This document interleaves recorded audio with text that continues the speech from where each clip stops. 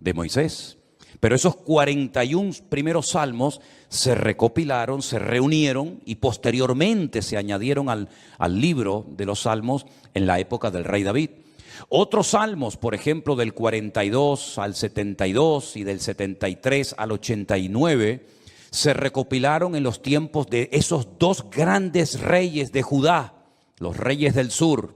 Estos dos reyes fueron extraordinarios, Ezequías y Josías. Ezequías fue aquel rey que decidió meter el agua por debajo de Jerusalén para que si fuera sitiada, si los enemigos atacaban Jerusalén, no les cortaran el suministro de agua y se murieran de sed, esperando fuera los enemigos que Israel se rindiera. Todavía ese túnel subterráneo, esos túneles, mejor dicho, porque son varios, que llevan el agua por debajo de Jerusalén, todavía hoy en día se pueden visitar. Son los túneles que conectan la antigua ciudad de Jerusalén con el famoso estanque de Siloé. Y uno de ellos todavía recoge agua de lluvia y se puede pasar por él, incluso mojándose, el otro no. Y el rey Josías fue un rey muy utilizado, un hombre, un instrumento tremendo en las manos del Señor. Fue aquel rey que, cuando le dijeron hemos descubierto el libro de la Torá, el libro de la ley en el templo que estaba abandonado, hace una serie de reformas extraordinarias que hacía muchísimo tiempo que Israel las necesitaba. Luego tenemos, por ejemplo, del Salmo 90 al Salmo 106 y también del 107 al último, al 150, tenemos esos salmos que se recopilaron en el tiempo de Esdras, el sacerdote, y de Nehemías, aquel copero, ¿se acuerdan? Que vivían en el palacio del rey y que es el instrumento que Dios utiliza para la restauración física, la restauración de los muros y también del templo de Jerusalén. Y Esdras fue el instrumento para la restauración espiritual del pueblo. Porque una cosa es que tú seas restaurado en tu economía, en lo natural, sea economía, sea salud, sea familia, que está bien, Dios también está interesado en restaurar esas áreas de tu vida. Y otra cosa muy distinta es la restauración espiritual de una vida. Tú puedes ser restaurado, digamos, en tu economía, pero no significa de que haya sido restaurado en lo espiritual. Y si quieren ver un ejemplo claro de lo que estoy diciendo, vayan por ejemplo al famoso libro de Ezequiel, en el capítulo 37, cuando el Señor le dice a Ezequiel, ven que te voy a enseñar algo, y lo lleva al cementerio más antiguo del mundo, que está al este de Jerusalén, en el Monte de los Olivos, cementerio que tiene más de 3000 años, que se puede visitar hoy en día, que se conoce. Bueno, el nombre que le dan los judíos hoy en día es el Bet Hayim, que es la casa de los vivos, pero realmente era el valle de los huesos secos, porque es un valle lleno de huesos, un valle lleno de muertos. Y el Señor, estando él en Babilonia, le muestra ese valle, ese cementerio, y le dicen, ¿tú crees que estos huesos vivirán? ¿Tú crees que volverán a la vida estos huesos secos en gran manera, que en algunos casos hay años y años que están ahí enterrados? Y el profeta Ezequiel le dice al Señor, yo no sé, Señor, lo que va a pasar con estos huesos, con estos muertos. Y el Señor le dice, predícales, profetízales a los huesos. Y dice que mientras les predicaba, comenzaron a levantarse esos huesos y se formaron cuerpos humanos, seres humanos, con piel, con tendones, con miembros, con cuerpos. Pero dice que eran como muertos vivientes, les faltaba el espíritu. No se movían, estaban ahí quietos como zombies. Y el Señor les dice, les falta el espíritu, profetiza, habla para que el espíritu entre en ellos. Y al final del capítulo 37, el Señor le explica al profeta Ezequiel lo que significa esa visión y le dice, esta es la casa de Israel. Estos son los hijos de Israel, que van a experimentar un resurgir como pueblo, como nación, una restauración nacional, que en los tiempos de Ezequiel era impensable, pero que nosotros sabemos que se ha producido en el siglo XX, en mayo de 1948, los huesos secos, esparcidos por todas las naciones de la tierra, se levantaron en un solo día como pueblo, y ahí están, con su himno, con su bandera, con su tierra, con su capital. Pero la restauración espiritual aún no se ha producido. Todavía falta la restauración más importante del pueblo de Israel, y es la restauración espiritual que se va a producir cuando ellos reconozcan a Yeshua HaMashiach como el verdadero Mesías, Mesías que traspasaron, Mesías que rechazaron, pero que verán algún día que era el verdadero Mesías. En los Salmos encontramos mucha información acerca de la restauración nacional y espiritual del pueblo de Israel. Encontramos que dicha restauración se llevaría a cabo a través de la obra de Cristo, del Hijo de Dios humanado y encarnado, que habitaría entre los seres humanos como un ser humano más. En los Salmos también encontramos al principio mucha información acerca del tipo de salmo que vamos a leer. Por ejemplo, hay salmos que en la parte de arriba pone Mictán. ¿Lo habéis visto alguna vez? Mictán. Y uno dice, ¿y eso qué significa? Mictán es una enseñanza profunda. Un salmo que ponga arriba como título Mictán es una enseñanza a tener en cuenta. Es una sabiduría expuesta por escrito para que el que la lea, el que la reciba, el que la cante, sepa que está cantando verdades muy profundas que nacen del corazón de Dios. Hay salmos que, por ejemplo, pone Salmo de Segilot, y significa que es un salmo que se tenía que tocar con instrumentos de cuerda, porque no todos los salmos se tocaban con instrumentos de cuerda, había otros que eran de percusión y otros de viento. Hay salmos que pone, por ejemplo, Shir LaMa'alot, salmo cántico de las subidas, que eran los salmos que cantaban los peregrinos cuando subían a Jerusalén 3 veces al año a celebrar la fiesta de la Pascua, la fiesta de los tabernáculos, que era la última, y en medio la fiesta de Pentecostés o la fiesta de Shavuot, las semanas. Y también algunos creen que había escalones en el templo de Jerusalén donde se ponía el coro, y esos salmos de las subidas desde allí los cantaban. Pero en este salmo, si ustedes lo pudieran ver en hebreo, al principio pone mitzmor, y la palabra mitzmor significa que es un salmo que hay que cantarlo. Nosotros como cristianos no tenemos esa costumbre, lamentablemente, porque el salmo nos indica que este salmo habría que cantarlo desde el versículo 1 hasta el último versículo, hasta el versículo 5. Nosotros lo hemos leído, pero realmente es un salmo que, según las instrucciones que Dios nos da, tendríamos que haberlo cantado. Y es la mejor manera de aprender capítulos enteros de memoria de la Biblia, poniéndole música. Y es la mejor forma de aprender, ya digo, capítulos y capítulos enteros de la Biblia.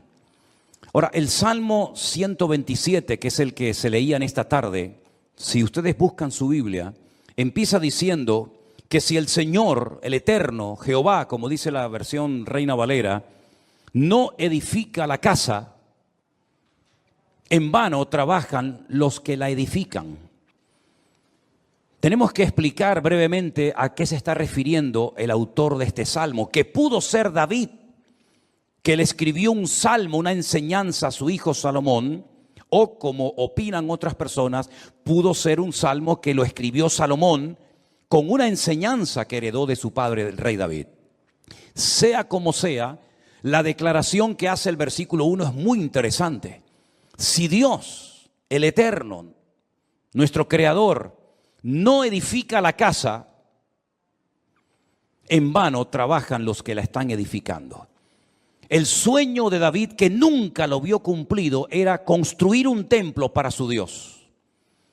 Dios nunca le dijo a David que lo hiciera, pero nació en el corazón de David el anhelo, el deseo de tener una casa, un templo, sobre todo para que el arca de la alianza, que tenemos ahí en la entrada de la iglesia como una réplica, para que ustedes pudieran ver el tamaño original que tenía el arca de la alianza en aquellos tiempos, en vez de estar debajo de una lona, debajo de una tienda de campaña, pudiera estar en un templo bonito, grande, bien decorado, espacioso, etcétera, etcétera. Ese era el sueño de David, pero nunca lo vio cumplido, porque el profeta Natán le dijo que él no tenía el aval, el respaldo de Dios, el permiso del Señor para construir dicho templo. Ese templo solamente podía ser levantado en un lugar, no podía ser levantado en cualquier parte, sino encima de lo alto de un monte llamado el monte Moriah.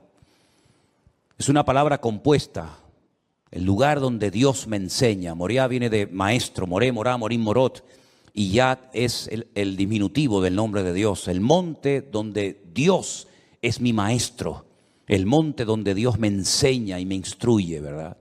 En ese monte vivía un señor llamado Arauna, que era un jebuseo, los antiguos habitantes de Jerusalén. Y allí sube el rey David, y entonces dice la Biblia que allí ofrece un sacrificio, cuando había muerte por todas partes, por un pecado que, como bien saben ustedes, el rey David había cometido.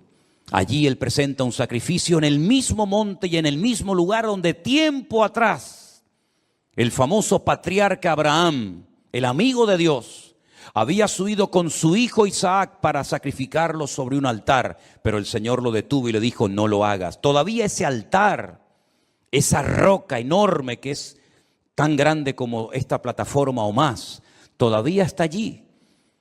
Y los judíos consideran que desde allí fue donde Dios creó el mundo, el ombligo, el centro geográfico de la tierra bíblica. Pues en ese lugar Salomón, su hijo, iba a construir el primer templo de la historia para Dios.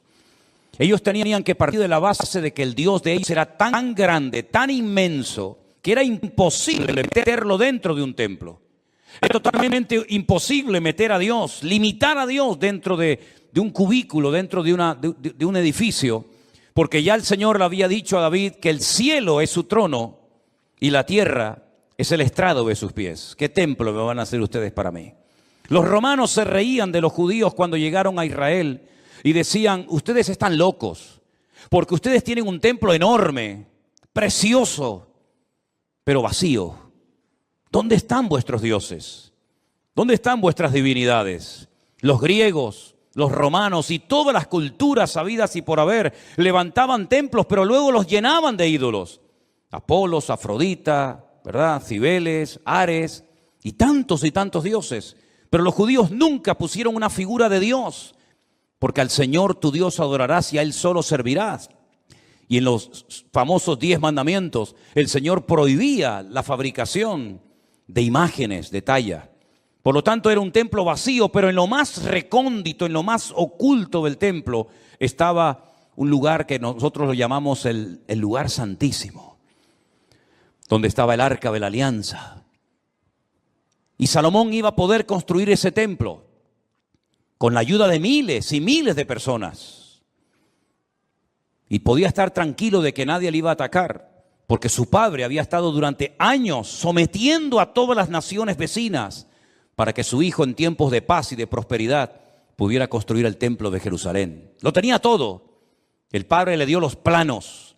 El padre le escribió 77 letras de canciones que las tenemos en la Biblia, los famosos salmos de David, para que pudieran cantar. Inventó instrumentos musicales, le dio oro, piedras preciosas, madera, plata, bronce, lo tenía absolutamente todo. Y además Salomón hizo un pacto con el faraón, que eran expertos en aquella época en la fabricación de megaestructuras, porque los judíos nunca habían hecho un edificio tan grande, y mucho menos para Dios. Cómo levantar aquellas piedras, subirlas a aquel monte, colocarlas una encima de la otra, aquellas columnas, más de 70 columnas exactamente, de una pieza, cómo iban a levantarlas, ponerlas a nivel para que aquella casa no se cayera. El templo no tenía arcos, como lo inventaron los romanos, por eso los arcos le han permitido a las fabricaciones y a la arquitectura romana permanecer hasta el día de hoy, pero eran columnas y era muy difícil poner aquello en pie. Hay, por ejemplo, en la ciudad de Jerusalén, en un lugar donde yo he llevado a algunos hermanos alguna vez, una columna entera que es como de aquí al fondo de la pared, que se quebró y allí la dejaron, y han pasado 2000 años y todavía aquella columna sigue allí. Él hizo un pacto con el faraón, se casó con su hija, hizo un pacto de no agresión. De hecho, su hija se murió en Jerusalén y hay en el torrente de Cedrón hay una pirámide pequeñita, recordando que allí está enterrada una mujer de origen egipcio, porque ella murió en Jerusalén. Y el faraón le ayudó a construir aquel hermoso templo. Pero Salomón sabía perfectamente que él podía tener el oro, la plata, los albañiles, los carpinteros, los canteros, absolutamente todo. Incluso había naciones que todos los años le traían, curiosamente, 666 talentos de oro Multiplique 666 por 45, era una barbaridad de kilos de oro para ayudarle. Venían personas de todos los continentes de la tierra, unos le traían marfil, otros le traían diamantes, otros le traían de todo. Pero él sabía que aunque lo tenía humanamente hablando todo, sin el respaldo, sin la ayuda del Señor, aquel templo nunca se iba a poder levantar. Y aquí hay una primera lección que tenemos que interiorizar nosotros como cristianos en el día de hoy. Nosotros nos podemos esforzar mucho y de hecho el esfuerzo forma parte de la vida cristiana. Esfuérzate y sé valiente, le decía el Señor a Josué, ¿verdad? Josué capítulo 1. Esfuérzate y pelea, le decía el apóstol Pablo a Timoteo. Pero por mucho que nos esforcemos, por mucho que trabajemos, por mucho que madruguemos o por mucho que trasnochemos, sin el respaldo, sin el favor de Dios, todo lo que hagamos no sirve absolutamente para nada. ¿Cuántos dicen amén? Algunos creen que por trabajar más van a ganar más y se equivocan. Porque la Biblia no enseña que para ganar más hay que trabajar más. Si usted quiere ganar más, no haga eso, porque lo está haciendo al revés. Si usted quiere ganar más, yo después le digo lo que tiene que hacer. Pero no trabajes más para ganar más, porque vas a ganar menos y te vas a terminar agotando. Porque la Biblia dice, en el Salmo que hemos leído, que si el Señor no edifica la casa, en vano, y esa palabra en vano, esa expresión en hebreo en vano, significa para que no llegues al agotamiento físico y mental. ¿Qué les parece? Para que no llegues a un momento que digas, ya no aguanto más, estoy reventado, estoy cansado. Llego el fin de semana, quiero descansar y el lunes voy igual de cansado, peor.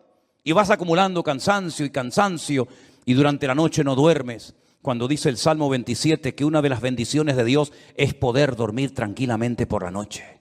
Dice que a sus amados el Señor les dará el sueño. Y hay muchas personas que darían cualquier cosa con tal de poder dormir en paz, como nosotros, los hijos de Dios, que hemos aprendido a depender y a descansar en el Señor, podemos dormir en paz. ¿Cuántos dicen amén? No sé por qué nos han hecho últimamente a Elena y a mí una pregunta, me la hacen de vez en cuando, por internet, por WhatsApp, por correos, incluso hasta en persona. ¿Ustedes están durmiendo bien?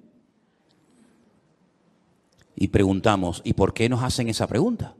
Si no, pues con todo lo que tienen, todo el jaleo de atender gente y atender gente de aquí y llamar, ¿ustedes duermen bien? Y la respuesta de Elena siempre es la misma, dormimos perfectamente. Porque nosotros hemos aprendido a descansar y a depender únicamente del Señor. No entramos en estrés, ni en nervios, ni en agobio. No perdemos la paz absolutamente por nada. ¿Por qué? Porque la obra no depende de nosotros. La obra depende del dueño, de la cabeza. Y el dueño y la cabeza es nuestro Señor Jesucristo. Me da mucha pena, mucha lástima cuando veo a cristianos agobiados, cargados, estresados, con la tensión disparada. Perdonen si alguien se siente aludido, yo es que no le he tomado la atención nunca a ninguno de ustedes, por eso hablo desde la libertad, porque claro, va a decir, ¿este hombre cómo sabe que tengo yo la tensión alta? No, yo no sé nada, pero el Señor lo sabe todo. Pastillas para poder dormir, claro, después pastillas para despertarte. Agobiado, estresado, que no llego a fin de mes, que no pago el colegio de los niños, que los libros, que esto, que lo otro. Y yo he cumplido recientemente 60 años. No me da ninguna vergüenza decirlo, al contrario, estamos orgullosísimos de los 60 años que tenemos. Y de esos 60 años, que parecen mucho, pero a la hora de la verdad no son tantos, de esos 60 años, 40 los he dedicado a servir única y exclusivamente al Señor. Es decir, no me he dedicado en otra cosa los últimos 40 años de mi vida más que a servir al Señor. Con iglesias pequeñas, con iglesias grandes, con escasez, con abundancia, con mucha gente, con poca gente o con ninguna gente. Y en estos últimos 40 años, si algo hemos aprendido, sobre todo en este último año, es que Dios es galardonador de los que le buscan.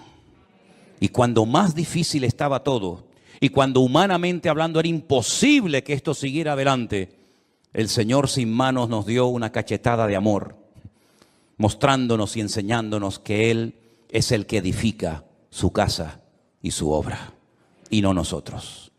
A mí me llama mucho la atención que este verbo, edificar, es exactamente el mismo que emplea el Señor Jesucristo cuando hace referencia a lo que él iba a hacer: edificaré mi iglesia.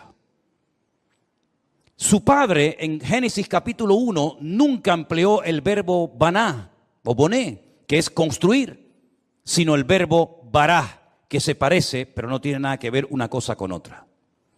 Bará es un verbo que solamente aparece en la obra creadora de Dios. Cuando dice la Biblia que en el principio creó, ese verbo creó es bará y significa crear de la nada. Este púlpito está hecho de un material llamado metacrilato. Lo mandamos a hacer hace 20 años. El que lo hizo, porque este no se ha perdido ningún culto desde que estamos aquí, Este ha estado todos los cultos, todas las reuniones de jóvenes, todos los cultos de jueves, todos los cultos de domingo.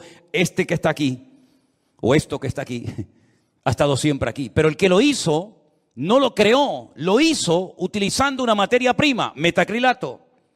Y el púlpito que tenemos en la iglesia del Puerto de la Cruz es de madera. Y alguien lo hizo, no lo creó, utilizando la materia prima de la madera. Pero el verbo bará en Génesis capítulo 1 es crear de la nada. ¿Y cómo Dios creó sin utilizar materia prima? Sin utilizar tierra, sin utilizar piedra, sin utilizar madera, con el poder de su palabra. Dijo Dios, sea la luz, y fue la luz.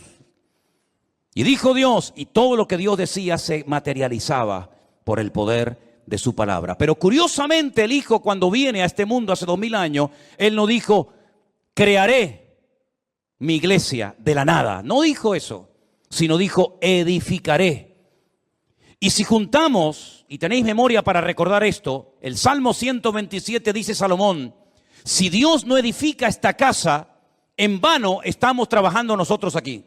Estamos perdiendo el tiempo, nos estamos desgastando, vamos a llegar a la extenuación, al agotamiento, si Dios no respalda esta obra. Porque Él sabía que esa obra no dependía de sus obreros, de su sabiduría, que era mucha y la tenía, de su dinero, que era mucho y lo tenía. Él sabía que aquella casa no era una casa particular, no era una sinagoga, no era un colegio, era la casa de Dios. Y la casa de Dios solamente se podía utilizar esa palabra, esa expresión para hacer referencia al templo. Yo sé que hay gente que dice, hermanos, bienvenidos a la casa de Dios. Está mal dicho eso. Porque esto no es la casa de Dios.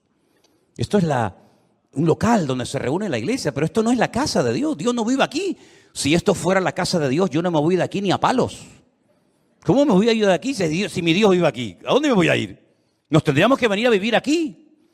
Pero esta no es la casa de Dios. Pero en aquellos tiempos, cuando Salomón dice, si Jehová no edificare la casa, ¿a qué casa se refería? A la casa de Dios. Él sabía que esa casa no iba a poderse terminar si no tenía el respaldo de Dios. Por eso el Señor Jesucristo pudo decir, yo edificaré mi iglesia. Porque Él dijo, todo lo que hago y todo lo que digo, lo hago porque mi Padre me da autorización y me apoya para hacer y decir lo que hago. Por eso la iglesia ha permanecido en estos últimos 2000 años con persecuciones, con todo tipo de regímenes políticos, con falsas doctrinas, con divisiones, etcétera, etcétera. ¿Por qué? Porque el que la está fabricando no es el hombre, el que la está construyendo es el Señor Jesucristo. Y nosotros somos piedras vivas en ese edificio, pero la piedra angular, la que soporta todo el peso, es nuestro Señor Jesucristo. La piedra que desecharon los edificadores ha venido a ser la cabeza del ángulo. Bendito sea Dios. Piná, Rosh Piná. Eso es, Rosh Piná. Hay un pueblo en Israel muy bonito que se llama Rosh Piná, que significa la cabeza del ángulo. Pero este salmo, ¿sabes? Te da una calma, te da una paz impresionante, porque no tienes que estar dependiendo de tu esfuerzo personal, sino del respaldo de Dios. Y yo le hacía esta mañana a los hermanos del Puerto de la Cruz 2 preguntas que se las voy a hacer ahora a ustedes. ¿Dios está respaldando lo que estás haciendo? Piensa bien, Todos no vamos a ser pastores, todos no van a ser predicadores, evidentemente. Pero todos y cada uno de ustedes, de nosotros, nos dedicaremos en la vida a algo. Pero mi pregunta es, ¿a eso a lo que hoy por hoy te estás dedicando, tú notas en tu vida el favor de Dios, el respaldo de Dios? Si la respuesta es sí, yo siento que en mi profesión, en mi carrera, en mis estudios, en mi trabajo, yo siento y noto que el respaldo, que la bendición de Dios está conmigo. Gloria a Dios, no sabes cuánto me alegro, hermano. Pero si la respuesta es no, entonces ¿por qué lo estás haciendo?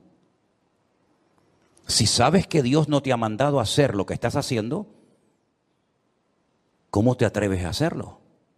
Porque la segunda pregunta que les iba a hacer es, ¿por qué estás haciendo lo que estás haciendo? ¿Para ganar un sueldo?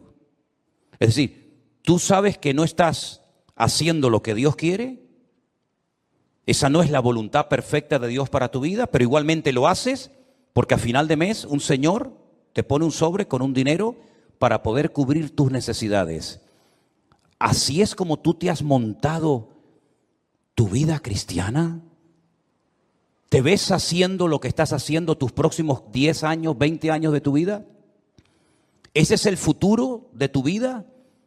¿Dedicarte a lo que estás haciendo? Si es la voluntad de Dios, gloria a Dios, siga adelante. Pero como la vida es tan corta y cuando te des cuenta pasó, ¿cómo hay creyentes que se han dedicado toda la vida a hacer lo que saben que no era la voluntad de Dios perfecta para ellos, pero al fin y al cabo lo hacían para al final de mes recibir un sobrecito con un hueso que te daba un señor que le sobraba de todo, que a veces no te pagaba lo que tú merecías por haber trabajado tanto, pero dependías de él hasta para poder poner un poco de gasolina a tu coche o comprar una compra, hacer una compra en un supermercado? Para eso murió el Hijo de Dios en una cruz, para que viviéramos como la gente del mundo, sin marcar una diferencia y sin demostrarle al mundo que Dios nos enseñó a nosotros en su palabra un estilo de vida diferente. Yo te voy a confesar algo que probablemente es la primera vez en mi vida que voy a decir en público. Yo no sé si en algún momento, en alguna iglesia, en alguna predicación, desde los 19 años que estoy sirviendo al Señor, yo he dicho alguna vez esto que voy a decir ahora. Esto sería como dicen en televisión, esto es una primicia. ¿Tú sabes cuál era la preocupación, la gran pregunta que yo tenía en el tercer año de escuela bíblica, de seminario, cuando yo estaba a punto de salir? ¿Sabes cuál era mi pregunta? ¿De qué voy a vivir? Porque yo no quería volver a la casa de mis padres. Porque yo le había dicho a mi padre que el Señor me había llamado. Y cuando él me preguntaba, ¿de qué vas a vivir? No había iglesias por ninguna parte. Hoy en día hay iglesias por todas partes. Pero en aquellos años, hace 40 años, no había iglesias prácticamente por ninguna parte. Eran contadas con los dedos de una mano las iglesias que, por ejemplo, había en Tenerife. Muchas de las iglesias que ustedes conocen o han visitado, o a lo mejor han estado, no existían. Las iglesias eran de 10, 15 personas, había muy poca gente, un culto de jóvenes con 5, 6 jóvenes, era un avivamiento. No había prácticamente nada y la pregunta que yo tenía en aquellos años era, ¿de qué voy a vivir? Porque no quiero volver otra vez a vivir en la casa de mis padres, porque sería entonces darle la razón al viejo de que me equivoqué y al fin y al cabo tengo que volver a vivir con ellos hasta para poder comprarme un par de zapatos. Pero casi la última semana de estudiar en aquella escuela bíblica en Las Palmas, en un piso allí cerca de las playas de las canteras, llegó un misionero, como eso ya les he contado en otras ocasiones, y me pidió que viniera aquí a Tenerife a echarle una mano en la obra. Y desde ese día, el 31 de mayo me gradué, mayo tiene, enero, febrero, marzo, abril, mayo. Desde el 1 de junio de 1981, ¿qué día es hoy? ¿Cuál? 31 de octubre, fíjate. Desde el 1 de junio de 1981 hasta el 31 de octubre del 2021, yo no he hecho otra cosa en mi vida más que servir al Señor. Me pude casar, pudimos viajar, hemos fundado iglesias en algunos lugares y estamos disfrutando de la obra del Señor como nunca jamás en la vida habíamos soñado. Sabemos lo que es estar sentado en una cama con una libreta, con una calculadora, sacando los gastos del mes y diciendo, no llegamos, no llegamos, no llegamos. Pero también sabemos lo que es, el Señor es mi pastor y nada me faltará. Hemos aprendido a vivir en escasez como no te imaginas. Y hemos aprendido a vivir en abundancia, hemos aprendido a dormir en cualquier lugar, porque el Señor nos ha mostrado de que cuando una persona es capaz de hacer un mínimo gesto por el Señor respalda y bendice la vida de esa persona. Y tengo un temor tremendo en mi corazón por toda la manera como el Señor nos está bendiciendo y abriendo puertas en todas partes. Porque sabemos perfectamente que no es por nuestros méritos, no es por nuestros méritos. Quiero decirles que cuando muchos de ustedes vinieron a esta iglesia, nosotros ya hacía años que estábamos aquí. Hacía años que estábamos en este lugar. Y el Señor ha ido edificando poco a poco su obra. Y hoy en día podemos hablar para la gloria del Señor de miles y miles de personas que en todas partes del mundo, muchos de ellos han conocido al Señor Jesucristo como su Señor y Salvador personal en este último tiempo.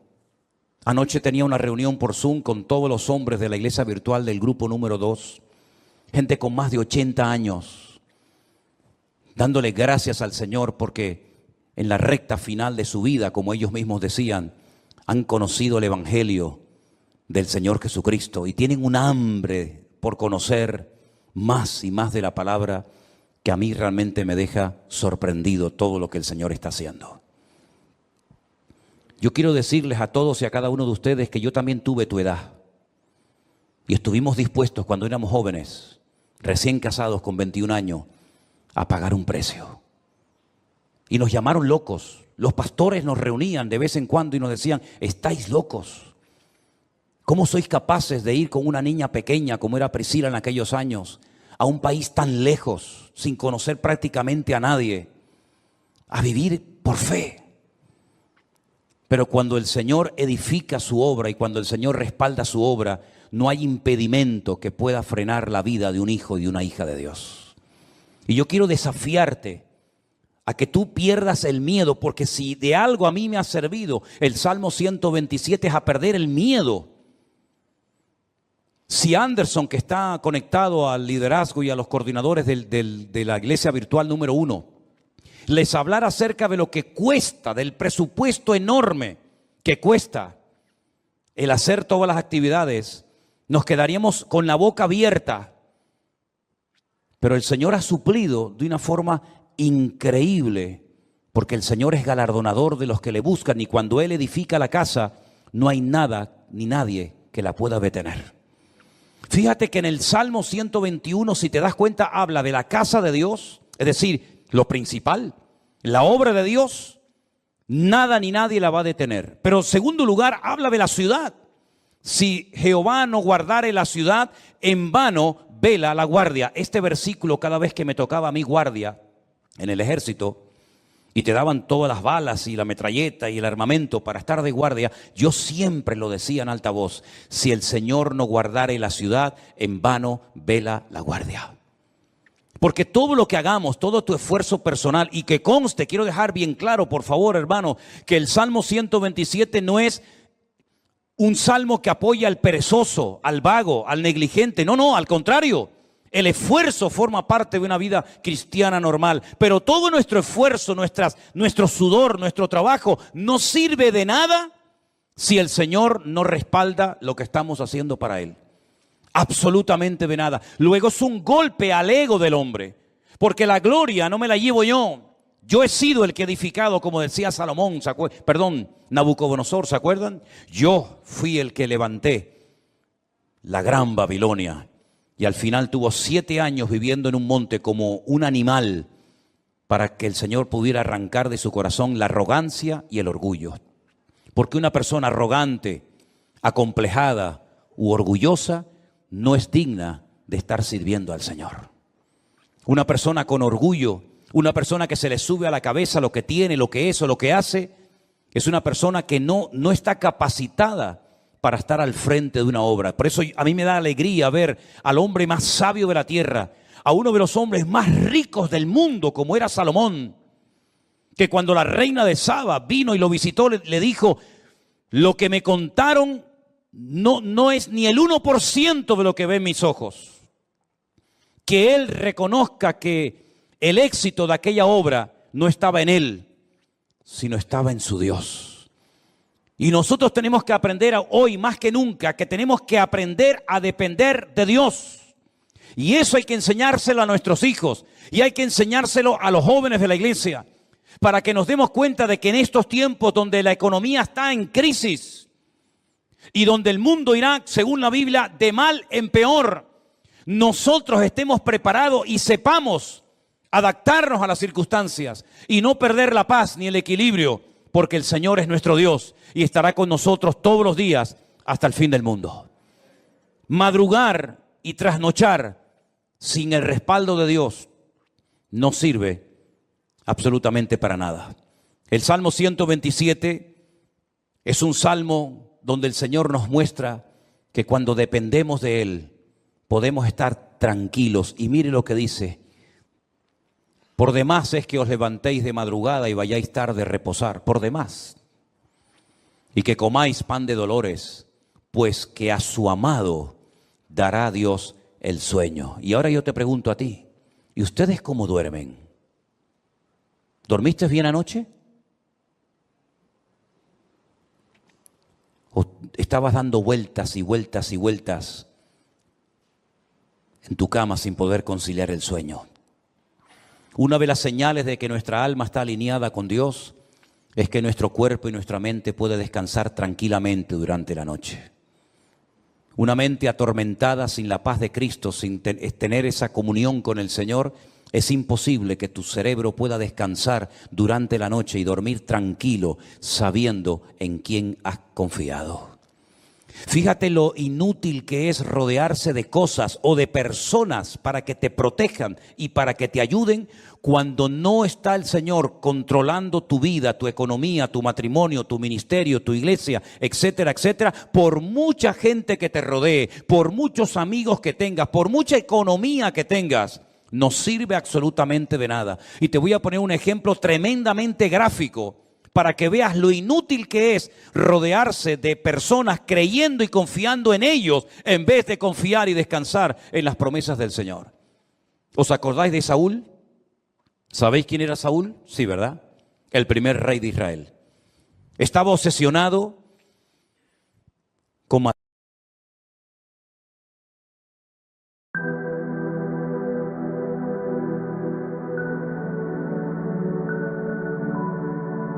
Teaching that is fundamental and more in these times in which we are living, that we verify in the light of the sacred scriptures if the teaching we are receiving really comes from God, or where does it come from. Scrutinizing the scriptures to come and examine the text, respecting the context in which things are said, a biblical story, not paying attention to everything that is said, and above of this saying amen, but waiting in God, checking if really what we have read, what we are teaching, what we are receiving is really from God. It's essential. We are living in dangerous times. The Bible defines them as dangerous times, times that are going to send false prophets, people who delight in hurting, confusing, discrediting God, be His word, and people who are the only thing they want to do is to confuse the believers, putting doubts, disturbing them in their faith.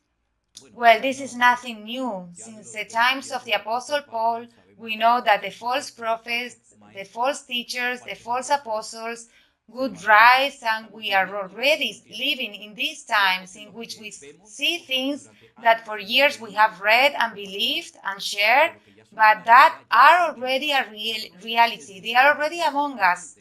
It's not the future, it's our reality of every day. I'm really surprised to see in the questions and things that some of you from your country tell me. For example, it has become very fashionable in some nations, in some churches, denominations, the theme of what they call fatherhood.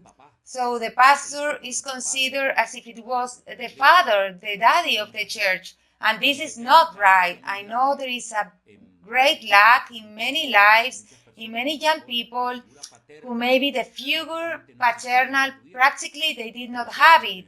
But considering the pastor, your father, and that he is the one that has to give you the blessing, that's not right. I remember where I lived in Venezuela that always the parents, the grandfather, the uncle, the nephew, whatever, you would go and ask for the blessing. Does not work that way. You have to look the blessing from God, not from man. There are people who like to go after men, looking for the blessing, looking for what they call the anointing, looking for the word. Let's be mature. We will leave behind once for all this childish and immature system of always looking in men the answers that your God, your heavenly Father who sees you in secret, can reward you in public. Calls my attention a lot that there are people who are victims or have been victims of bad teaching or not teaching. They don't check, they don't scrutinize the scriptures, the amount of crazy things, of lies that are being told about the vaccine. I was very surprised these days when several sisters have written to me messages telling me, I repeat what these sisters tell me. They tell me that it has been said in their congregations that Christians who allow themselves to be vaccinated, the Holy Spirit will live their lives forever. I'm really outraged. I really felt very bad because this is false. This is a false. It's a lie. How a person occurs from a pulpit to tell the believers, to the saints, to the sons of God, that they are washed, redeemed by the blood of Jesus, that if they get vaccinated, the Holy Spirit lives?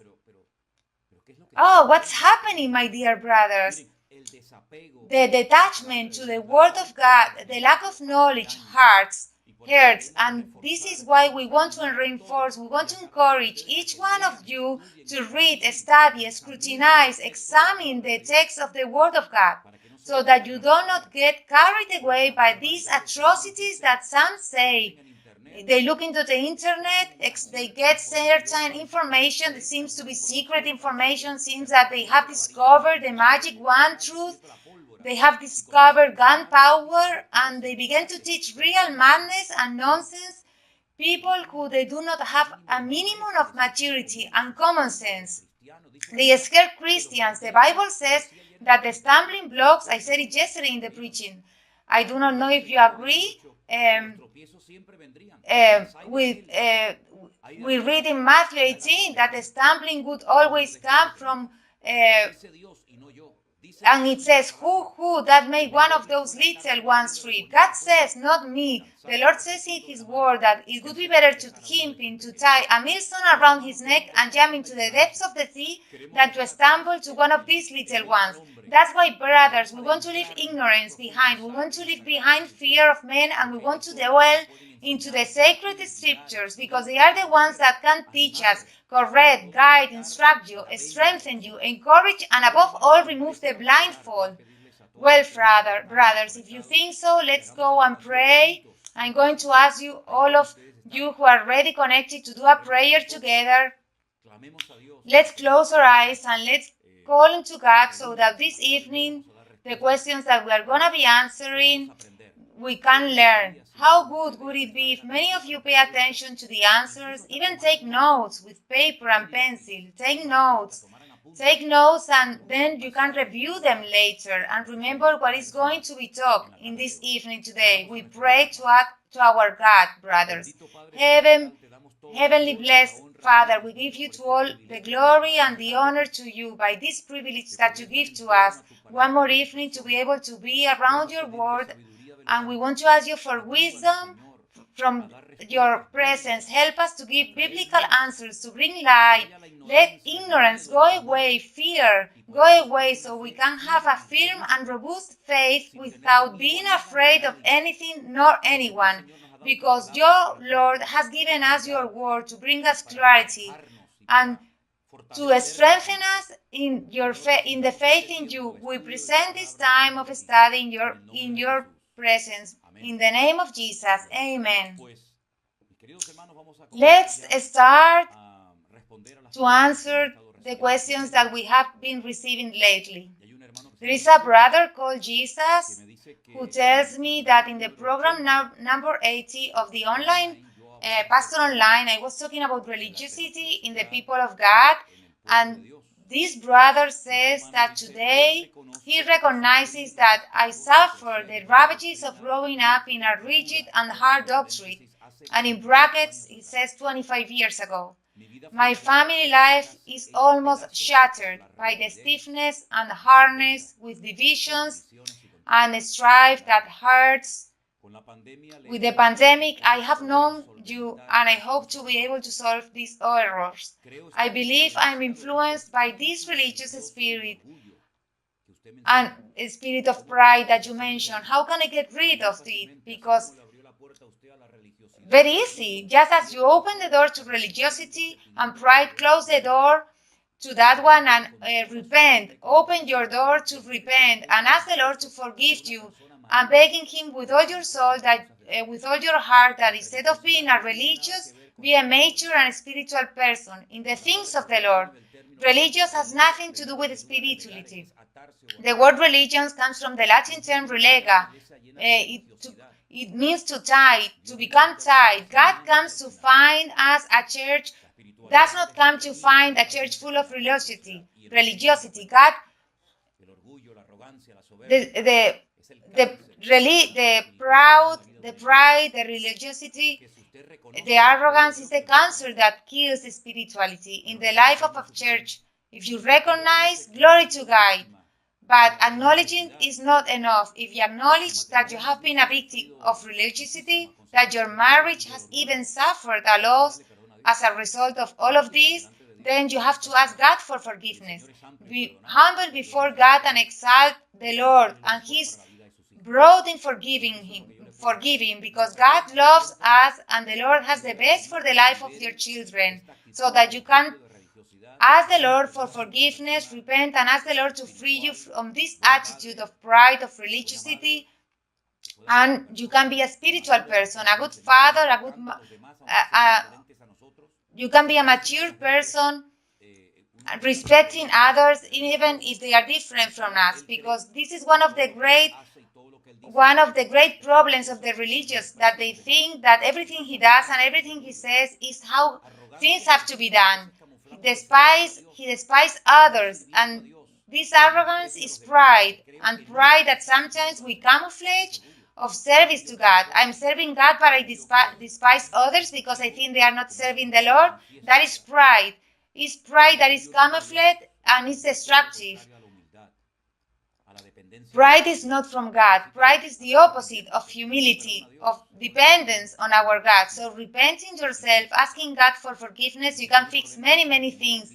If you have problems in your marriage, ask for wisdom to God and start working in your family, because that is the highest priority of a man's. My priority is not the church. My priority is not my ministry, but my priority is my family.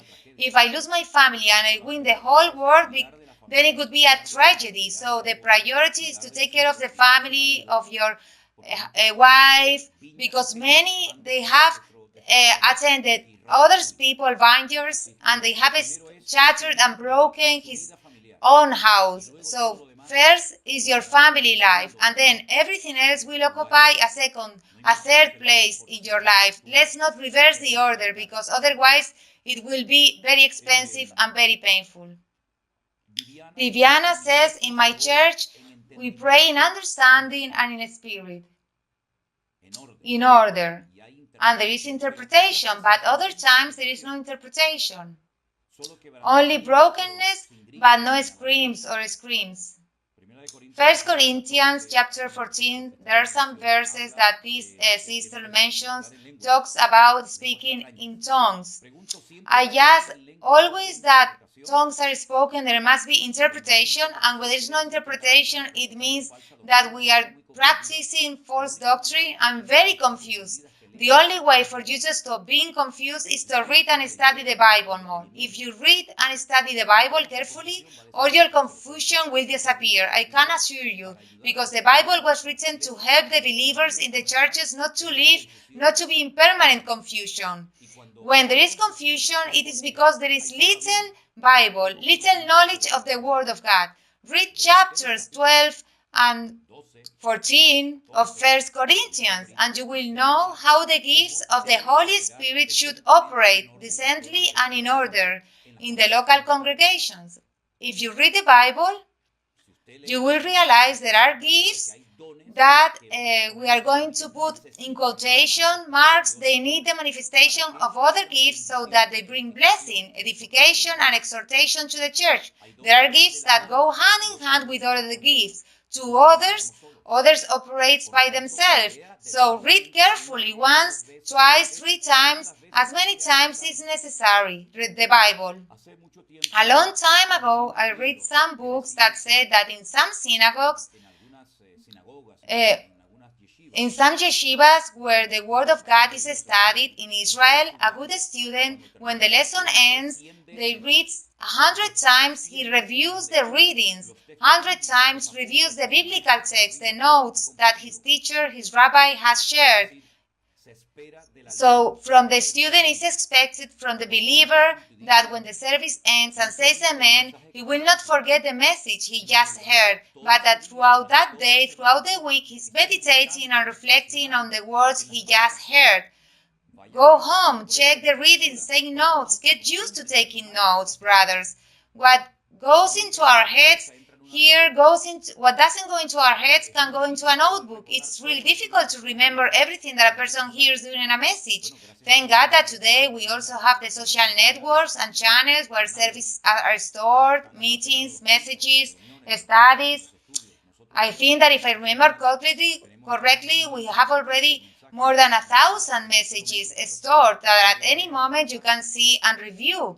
But if you want to get out of your confusion on the subject of tongues, interpretation, and all that you want to achieve, you have to read and study and scrutinize the chapter 12 and 14 fundamentally of 1 Corinthians, and you will see how reading the Word of God with a good attitude in reverence, asking the Spirit of God to enlighten you and show you the truth and what is revealed, then you will be very edified and very blessed, and doubts and above all the confusion of the ignorance will leave. You will live once.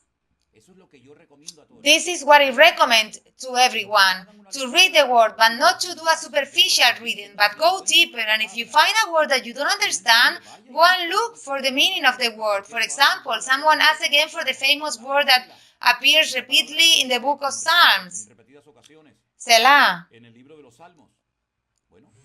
What you have to do, if you find a word in the Bible that you don't understand, go and search in a good biblical dictionary, search on the internet. Thank God today on the internet we have very good information. Of course, there is also information that is worth nothing. But the word Selah, it's a melodic sign. It's a sign of the liturgy of poetry, which means stop, meditate. Think about what you just have read. It's a musical sign, like silence. In the pentagram, Selah is that. Stop, meditate, think. You don't have to wait for the pastor on Monday to give you the answer. You can search it for it on the internet. So when sometimes they send me questions that have to do with definition of words, what I say is look it for yourself. Work, move, pay the price. Do not be comfortable and say, well, I will ask the pastor on Monday and the pastor will give me the answer. No, you do your job. You move, you inquire, you discover in the Word of God. And if after doing your work you don't understand something, then you write to me. But the first thing you have to do is be a disciplined person in the study of the Bible. A self-taught person who searches looking for what to buy, a good book, dictionaries, commentaries, you inform. That is something personal that all believers must get used to do and not depend solely and exclusively on what we hear from a pulpit or from a radio program, from a television, from the internet. Well, there are sisters who they have recently contacted us, and I think it's a mother and a daughter. They live in the city of Sativa, here in Spain, in the Valencian community, and they asked me the following. Let's see. If the church, we today, are the first fruits of the resurrection, according to 1 Corinthians chapter 15, then we go with the rapture? True? Well, let's see. The word first fruits, I would take it out. I would not use at the time of talking about the rapture, the second coming of Christ. In this time, I would not use the word first fruits because we are using it in a term that I do not use it when I explain this. I repeat what I have said on many occasions. I have recorded a series of biblical eschatology lessons. Which is eschatology? For us to know, let's clarify. It's the study of the final events of the prophecies that they are in Revelations, in Daniel, in Ezekiel, and other passages of the Bible. Read the book that I published, where all the material is. See the classes of eschatology, because if you see those classes carefully, you will be able to draw conclusions and you will realize that this material is there and that I think it has been very useful for many people, that still has not been the first resurrection. Therefore, we do not go into the what we call first fruits because we are alive. All right? Then I have explained in the eschatology lessons that the book of Revelation contains 21 judgments divided in groups of 7 seals, 7 trumpets, and 7 cups. There are a number of things that happen in the first part of the Great Tribulation that last 3.5 years, and there are a number of things that happen in the second part of the Great Tribulation, another 7.5 years. In total, 7 years worth. So, there are different opinions or positions.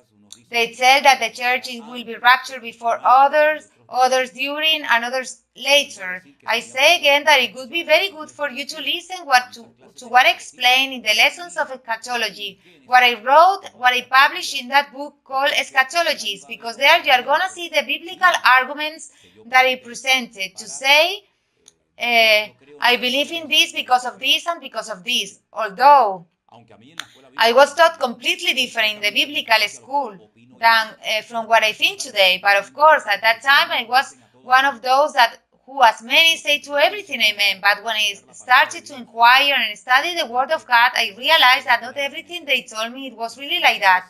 But many times people believe in things that they do not have verified by themselves. But as they have heard it and they have been repeated and repeated, they say amen. But later, when they sit down and stand and carefully scrutinize the Word of God, they realize that maybe not everything, but some things that were said at the time were not really so.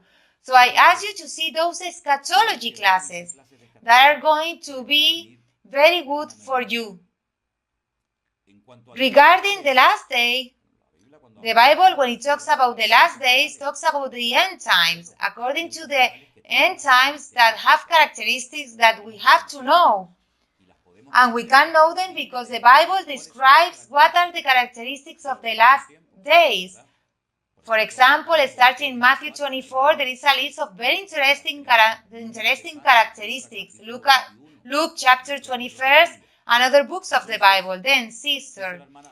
But if we are not the first fruits, that is to say, we are those of Christ, and alone, and only the Lord is the first fruits, I say again, you are using a term that is not correct, and it causes more confusion than something else. There is a church that is going to be taken away, and some believers who are dead are going to resurrect when Jesus comes to rapture his church. When this is going to happen? I tell you one thing, I have dedicated hours of study and preparation, and some classes has been given for you to listen to them, take notes. I know for sure because there are pastors, there are groups that write to me and call me and then tell me they are studying carefully with the books, with the material that has been published, with the classes of eschatology we are seeing, because sometimes it is important to listen to other opinions and compare them with ours to see if maybe I'm wrong or I have to change at one point, true, because they are things that they have not yet fulfilled 100% entirely. It can be speculated or thought. What is very clear is that the Bible, there are things in the Bible that are very clear. So, the church, some say it will be raptured before the Great Tribulation begins. Others say it will be raptured in the middle of the Great Tribulation. We say that. And others say that she will be raptured at the end of the Great Tribulation. But you have to read all the material, everything that the word says, the Word of God. We have all the information on the table, and then you, with all that information and that time of study, you can also reach your own conclusions. If you do not understand it, write me back. Again, we are in the end times. We are in the times of labor pains. They have already started. Now, people tells me, but hey, Christians have always believed that they were in the last times, in the last days. That's not true. Christians not always believe that they were in the last days. There have been times in which there was practically none or little reference to the last days. I am of the opinion that today, as more than ever, one has to speak in the congregations and teach the church about the final events, because unfortunately, I have to say that there is still a lot of ignorance. I could even dare to say a lot of indifference from part of many about biblical eschatology, about the end times. Therefore, I encourage all those who have the capacity to share preaching and teaching from the pulpits, to give studies, to be trained, to strive to teach their respective congregations more things related to the end times. We have a question that a sister asked us where she says, if what it said in chapter 3 of Isaiah was already fulfilled when they were taken to Babylon, or is it still to be fulfilled? Well, my recommendation is the following. Read carefully 1, 2, 3, 20 times the chapter 3 of Isaiah. Compare it in the light of the book of Isaiah and other books if the events that are related there took place when the people, not the people of Israel, but the tribes of the south, were the tribe of Judah and Benjamin, if these events related in Isaiah chapter 3 were fulfilled when they were taken into captivity to Babylon. You can see for yourself if the temple was destroyed, if thousands of people lost their lives, if the city of Jerusalem was destroyed. Now there are chapters that tell us, for example, about the destruction of Jerusalem, of the temple, etc., which in turn also contains some information about the final events. That is to say, what it still will have to occur. So compare what you read in Isaiah chapter 3 with other books already has been fulfilled or it has not been fulfilled, and yourself will realize there are many things of Isaiah chapter 3 that already have been fulfilled when they were taken into captivity to Babylon, and others are yet to be fulfilled, because chapter 3 also enters part of chapter 4, and you have to have all the information on the table to be able to say this has been fulfilled and this has not yet been fulfilled. The guarantee that what it remains to be fulfilled is going to be fulfilled is that much of what has been said and revealed and written has already been fulfilled. Mariela says, what is the meaning when I read in chapters 1 from 1 to 3 of Ecclesiastes? Look, The chapters of, or rather I say the book of Ecclesiastes, the Kohelet, it's known in Hebrew, the book of the preachers book. It's a book written by a man who was, let's say, a little fed up and tired of life. It was written by King Solomon, a man who had everything in his hand, a man who made big mistakes and sins, and that is why you are reading a book by a man who is tired of life, who has tried practically everything, and who at the end of the road, he reaches to the conclusion that the best thing that a man can do is consecrate his life to God, dedicate his youth to the Lord, and not wasting time. Then it's not a book to inspire us in the negative things that the author tells us there, but it's like a sample button, an example, so that we realize that when we live away from the ways of the Lord, the consequences that we can experience in our state of mind, in our economy, our family, etc., they become a heavy burden. From there, that Solomon repeatedly in the book of Ecclesiastes used the expression vanity of vanities many times. I'm fed up, I'm tired of everything. But at the end, he realizes that the only important, truly important is necessary in life is to stay firm on the path of the Lord and never leave him. It's like a kind of diary, if you allow me, a kind of personal diary of the King Solomon, where he writes his reflections on animals, on things he contemplates, things that he analyzes and studies, and in the end he realizes that everything is a heavy burden and that the best thing in life is to live completely consecrated to the Lord. There is a brother who, based on Isaiah chapter 28, I'm going to read those verses, chapter 28, verses 1 and 12. He asked me the following question. I'm going to read to you the verses that this brother wants me to explain it to him. Verses 11 and 12 from chapter 28. It's because in the languages of stutterers and in a strange language this tongue will speak. This is the verse. Is there a reference here to the gift of tongues? Because I do not understand what that language of stutterers refers to. Here there is no reference to the gift of tongues. This is what I was taught. When you ask me this question, it comes to my mind what they told me, that in this verse there was like a kind of prophecy about the gift of tongues. But no, nothing further from reality. Because the translation in language of stutterers, in Safa, in the sound of the stutterers, that this is not said in the Bible. There is not the language of stutterers. There are many languages, but there is not the language of stutterers. I analyzed and read in Hebrew what this verse says, and it does not say a stuttering tongue, but it says in a foreign language.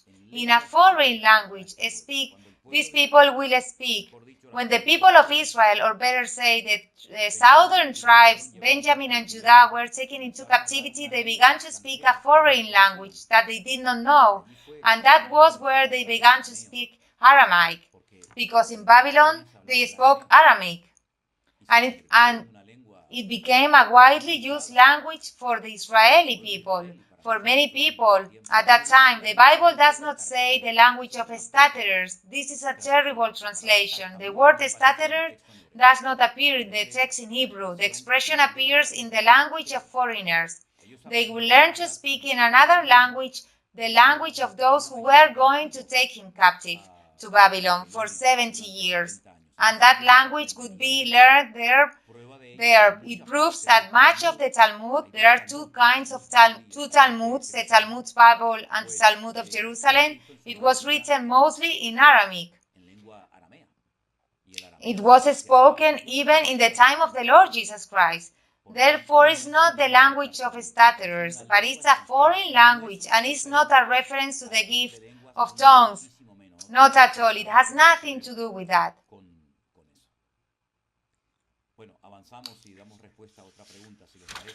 Let's go to another question. In 1 Kings chapter 13, 1 Kings chapter 13, there it talks about a prophet that God sent to admonish the prophet, Jeroboam. But then, why was he deceived by an old prophet? I would be very grateful if you could explain to me, because every time I read this passage, I have a bad taste in my mouth. I follow you from since February. My daughter sent me a sermon. If you read carefully, I'm not going to do it because it's a long chapter, but I can imagine that most of you knows this story. There is a prophet that is sent to give a message to a place, and for this prophet is forbidden. God forbids, categorically forbids this prophet to eat and to drink in the place where he's going. But let me read you part of chapter 13 of 1 Kings, because here there is a very important teaching to take into account. Verse 11 says that an old prophet was living in Bethel at that time, who came to whom his son came and told him everything that the man of God had done that day in Bethel, and they also told their father the words that he had spoken to the king. Indeed, King Jeroboam, their father, told them, which way did he go? His son showed him the way that the man of God who had come from Judah had returned. And he told his son, see, get my donkey.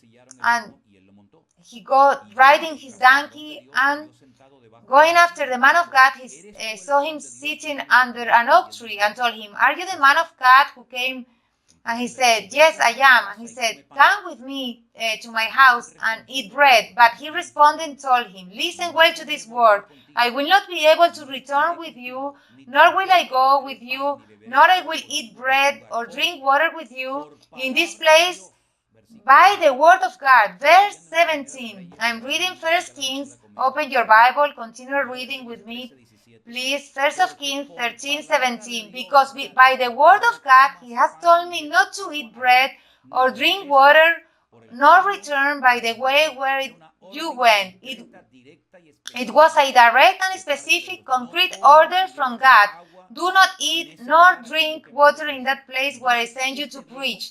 Then this old prophet told him, lying to him. Look what the verse 18 says.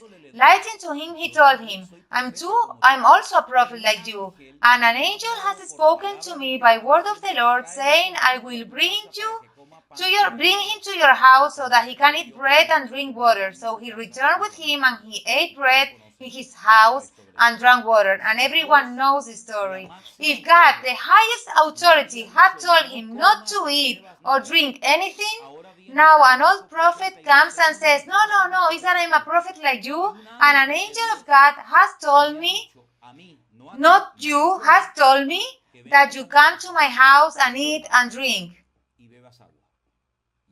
And this prophet, forgetting what God gave him personally, an order, is being manipulated and deceived by this false prophet, this old prophet, and the end he ends up losing his life.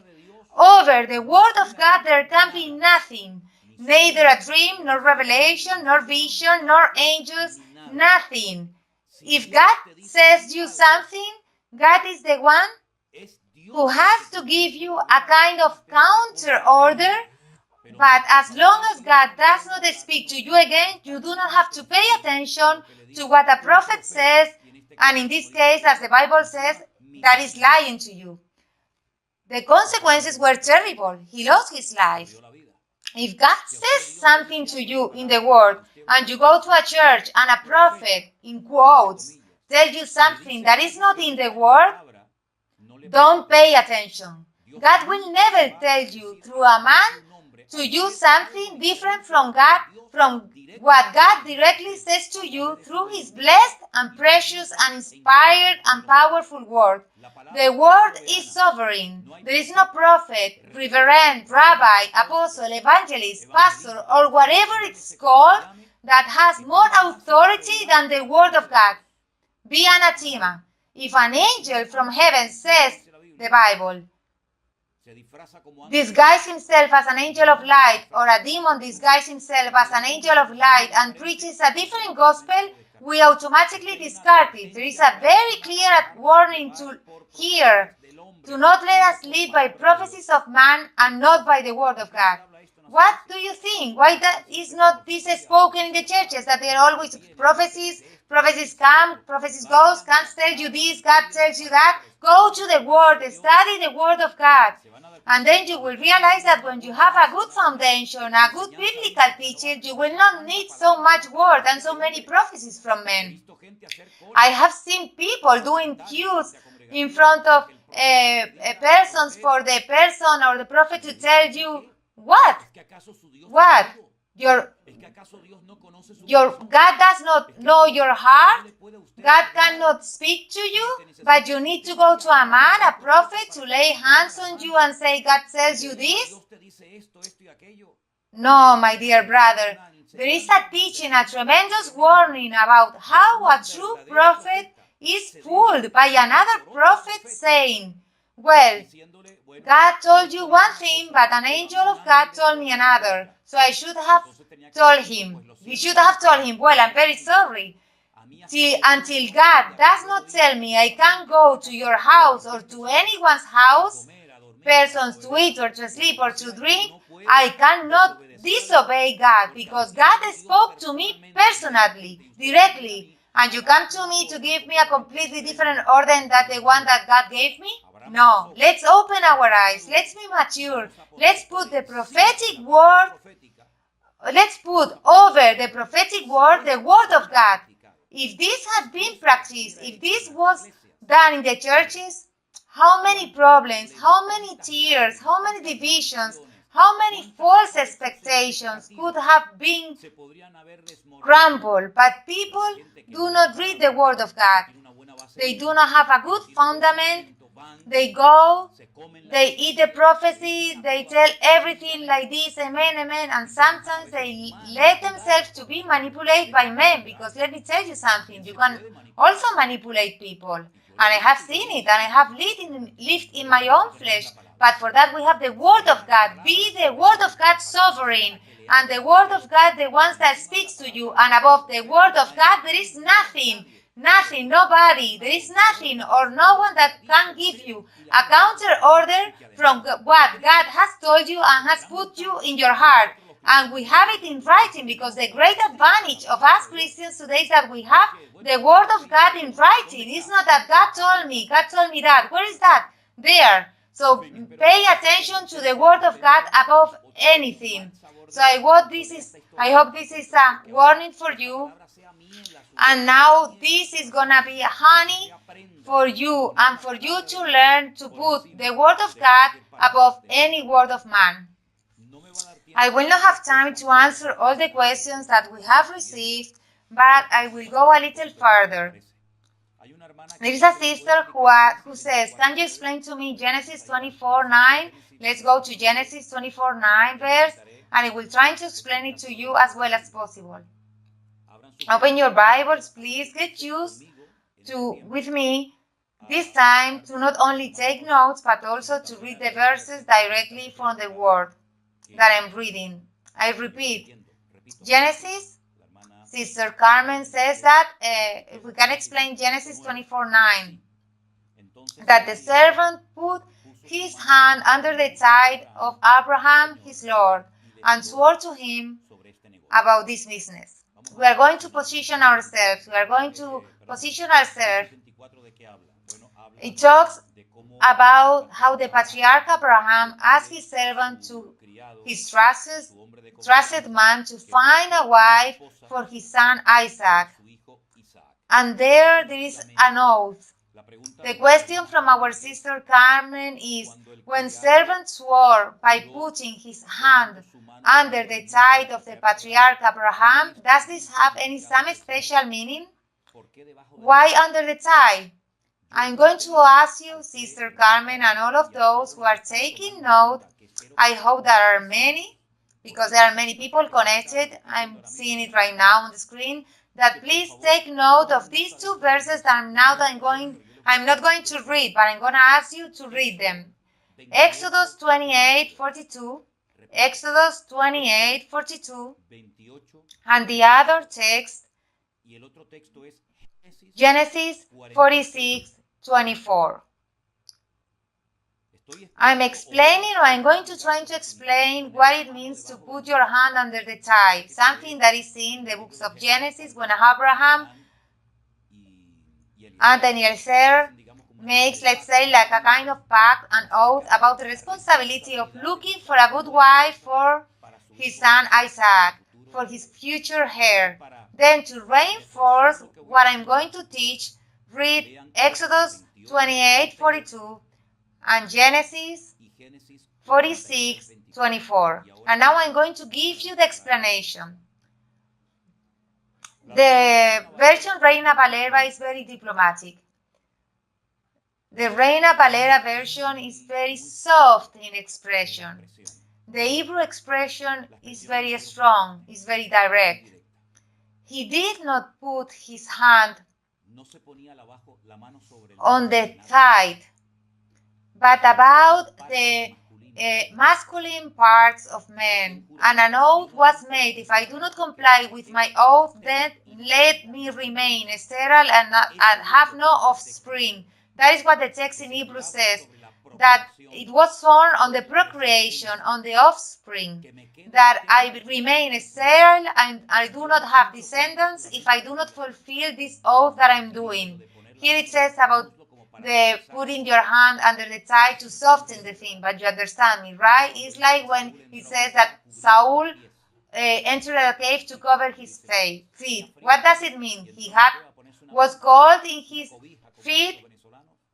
No, it says that he went to the bathroom to relieve, but it's an euphemism. It went to cover his feet and it softens. Here happens the same. It was sworn about procreation.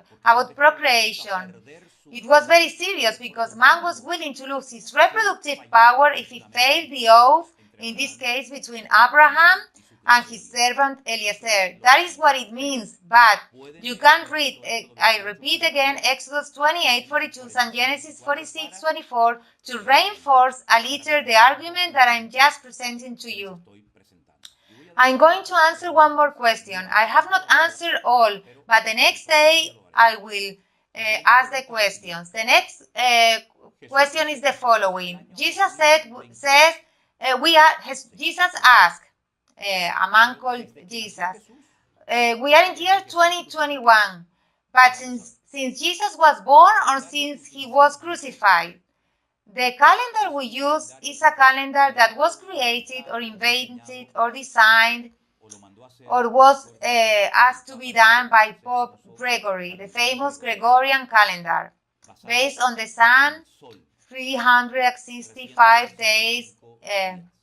The biblical calendar was ordered by any pope. It's not a solar calendar, it's a lunar calendar. It has 360 days because it speaks of the cycle of the moon and does not speak of the cycle of the sun. Some say that our calendar has an error of 3 or 4 years, but it's not from the crucifixion of Jesus, but would depart from the birth of Jesus. Then really, instead of being